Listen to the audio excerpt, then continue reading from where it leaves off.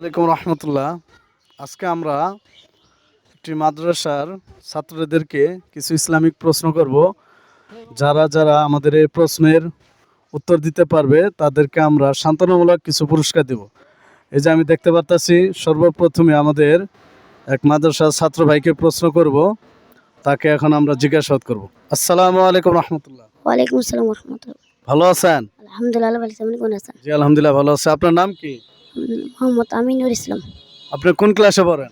দ্বিতীয় শ্রেণীতে। তৃতীয় শ্রেণী, মাশাআল্লাহ। আমরা আপনাকে কিছু ইসলামিক প্রশ্ন করব, উত্তর দিতে পারবেন? জি ইনশাল্লাহ। ইনশাআল্লাহ। আচ্ছা, সর্বপ্রথমে দুইটা প্রশ্ন করব। তার ভিতরে প্রথম প্রশ্ন হচ্ছে, আমাদের সর্বশ্রেষ্ঠ নবীর নাম কি? হযরত মুহাম্মদ সাল্লাল্লাহু আলাইহি সাল্লাম।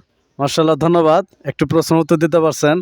আর দ্বিতীয় প্রশ্ন হচ্ছে যে এই পবিত্র কোরআন মাজিদটা কোন মাসে নাজিল হয়েছে? রমজান মাসে। রমজানে। মাশাআল্লাহ, সুন্দর।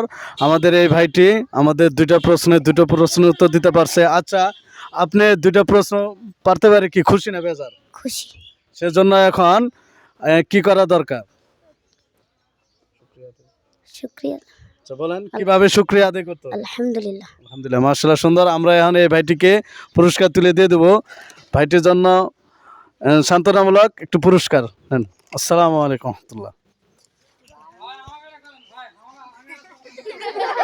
স্টপ করেন।